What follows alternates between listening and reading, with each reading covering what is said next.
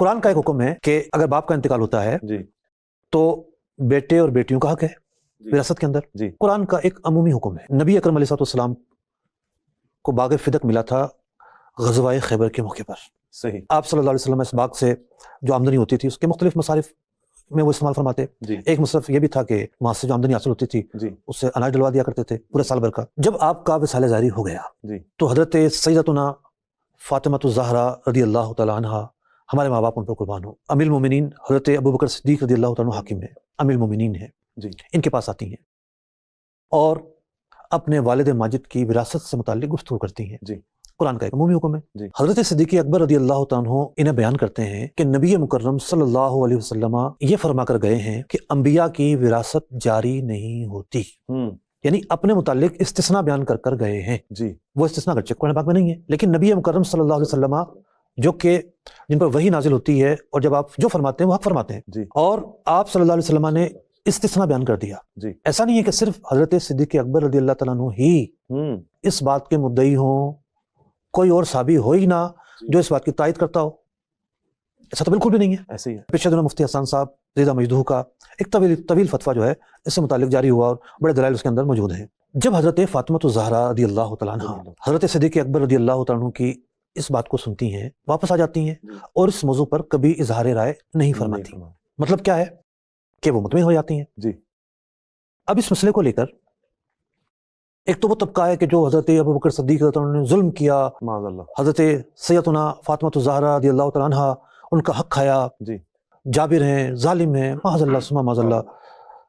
کیا کیا باتیں کی جاتی ہیں میں بیان نہیں کر سکتا، میری زبان پر نہیں آ سکتی. اچھا ایک اور معاملہ یہ ہوا کہ ایک تقریر ہوتی ہے نا، سبق کی ایک تقریر ہوتی ہے. جی جو استاد ہوتا ہے وہ ڈیفرنٹ انداز میں سبق کی تقریر کرتا ہے. دیکھا طلبہ کو سمجھ نہیں آئی، وہ اس زاویے سے کلام کرے گا، اس زاویے سے کلام کرے گا. تو ایک تقریر اس مسئلے کی چلتی رہی ماضی میں. وہ تقریر کیا ہے؟ ظن ہے، گمان ہے، ایک ظن ہے نا، تخمینہ ہوتا ہے تقریر جی بیان کرنا. کوئی ایک بندے کی تقریر کوئی حجت تو نہیں ہے. ایسے ہی ہے.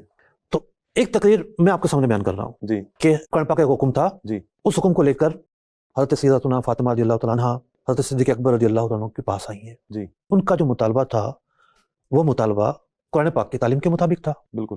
خطا کا تو معاملہ کہیں بھی نہیں ہے. جی قرآن پاک کا جو ایک عمومی حکم تھا جی فرمان مصطفیٰ تک نہیں پہنچا تھا. جی اس مطالبے کو لے کر آئیں، وہ کہیں سے بھی خطا پر نہیں ہے. جی ٹھیک ہے، حق بجانے میں.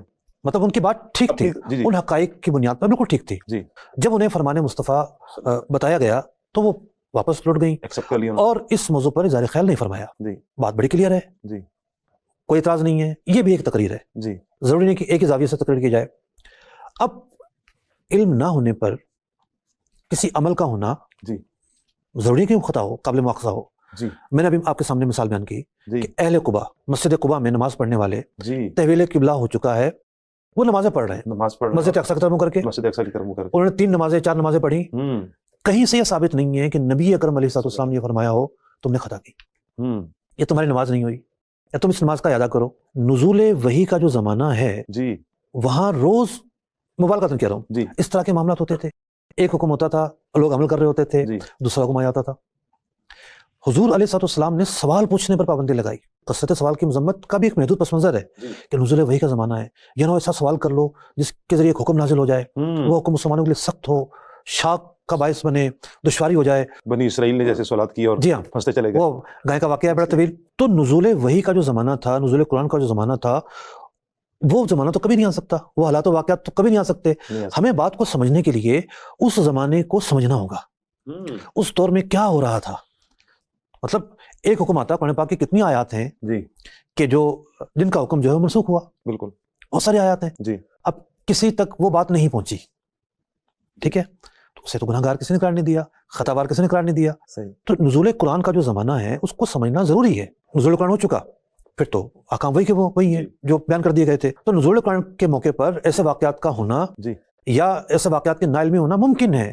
ایسے واقعات ہوتے رہیں، کوئی اس کا انکار نہیں کرتا، کوئی بھی انکار نہیں کرتا. بالکل. بعض اوقات جو ہے نا وہ ضد، انا، اپنا موقف یا بیک گراؤنڈ پہ کچھ اور موقف ہوتے ہیں. اللہ تعالیٰ نے جو شرف عطا فرمایا ہے اپنے محبوب صلی اللہ علیہ وسلم کے بعد حضرت صدیق اکبر رضی اللہ تعالیٰ عنہ کو، جو آپ کا مقام ہے، مرتبہ ہے، آپ یار غار بھی ہیں، یار مزار بھی ہیں، نبی اکرم علیہ السلام سے رشتہ داری بھی ہے، آپ کے مقرب ہیں، آپ کے سچے عاشق ہیں.